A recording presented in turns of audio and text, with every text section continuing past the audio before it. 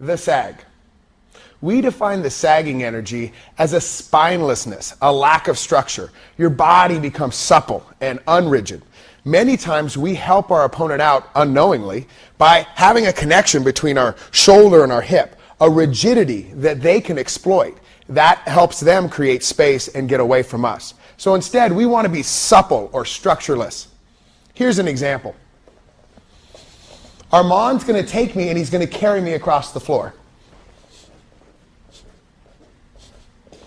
Excellent.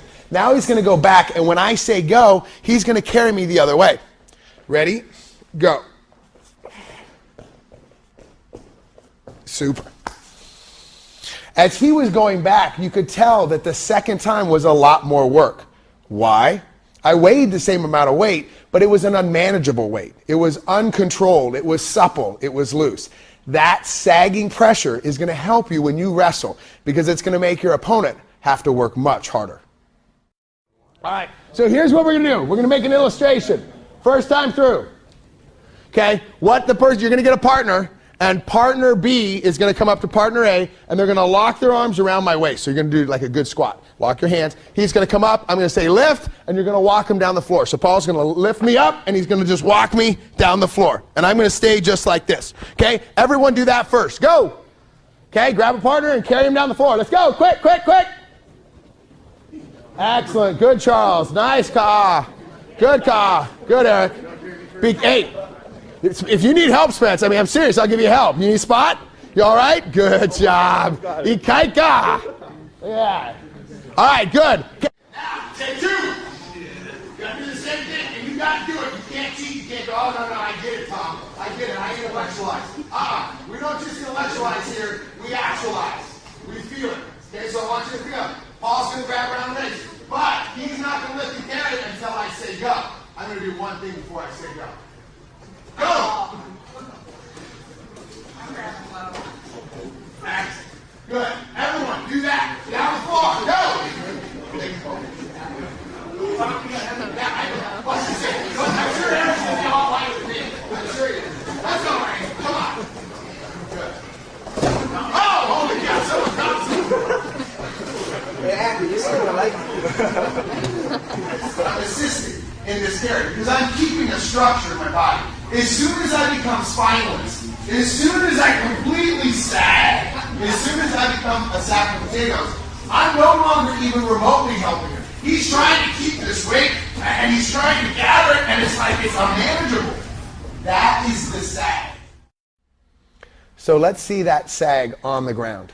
Armand's going to be a pusher. He's going to push my shoulders, push my hips, move his hips, and my job is to sag the whole time. I'm going to disconnect my shoulder from my hips. I'm going to stay connected to him the whole time, but I'm going to be that saggy weight, that saggy energy.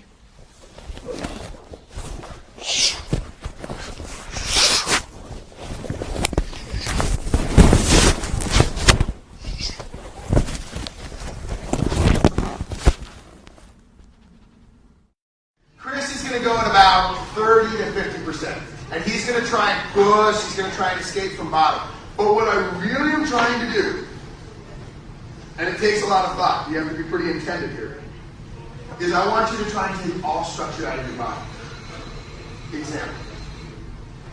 If I'm here, and Chris attacks the shoulder, and he pushes the shoulder back, right? That's what he's going to do. If I'm structured, if I'm standing at that attention position, and he pushes, right? I aided him because I had this rigidity. I don't even know if that's a real word, by the way. But I had this rigidity in my body. Now, if I disconnect, if I sag, if I become spineless, when he pushes my shoulder and only my shoulder. Nothing affects my hip or my knee. Okay? So when he starts to push and I'm sagging, all I'm doing is, ugh. Right? He's pushing, but the push is kind of going into dead weight because the rest of my body is just kind of blue. Now there is a point, and so I don't want you to overanalyze it, but there is a point when sag and contour start to become the same thing. Right? Because if you're sagging really well and you become spineless, that spinelessness allows you to contour to the body better. See the tie in there? If I lose my rigidity and allow my body to become like mud, it's going to form fit the body easier. So there is a connect at some point. But what I want you to notice is the weightlessness, or the spinal, the lack of structure. So what's going to happen is Chris is going to become a big pusher, and I'm just going to try and sag. I can even do some floopy stuff. When I say floopy, I mean you can just kind of sprawl out, just kind of hang out, but I want you just to kind of right? So Chris is going to start to move, and I just have to stay on it. Good. Good. I'm just going to stay connected.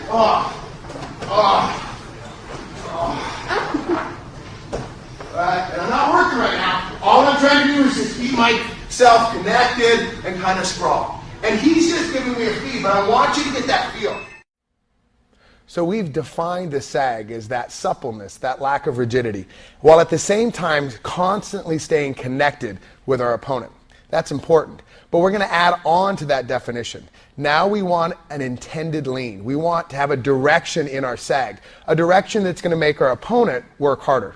So now we're going to do the exact same drill we did before, and I'm going to lean with intent, 45 degrees off Armand's hip, or 45 degrees off his shoulders, or away from where he wants to go, really making life harder for him.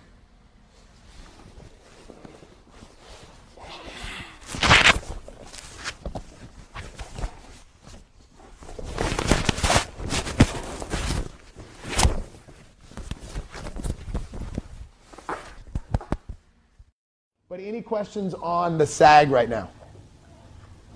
As far as just, I realize that you're trying to teach these things in isolation, but I was talking to Andy, and he was saying that it feels like I'm heavier when I'm actually, keeping my toes. Right. Where's that? Well, I was going to say, right, no, it is, you're right. And I think that, like Michael is going to talk tomorrow about like a spiking pressure, or a tethering pressure, or a spearing pressure. There are ways that you can create a very focused pressure when you're up on your toes. When I play my pressure game, my goal is really to take away all that space though. So it's a kind of a different approach. But you want to play the two. I think we're very comfortable, both Michael and myself, saying that it's the same side, or different sides of the same coin. Okay, it's the strategy of how to use our weight in a very intended way. One's a very almost kind of like an anaconda. Like every movement, you're getting tighter and tighter and tighter and tighter. The other one is very tactical, very sharpshooter-like.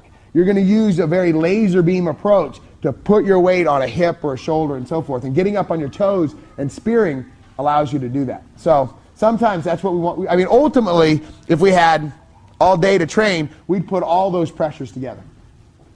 I do want to go back to what Eric brought up before, and that is we never, or rarely, do we ever do one of these pressures in its absolute. It's always kind of a chorus, like a hug and a contour, a sag and a contour. We're always doing those things together. And one might come up and you'll emphasize it, but then it goes into the backbeat and another one becomes more important. So it's that fluid transition.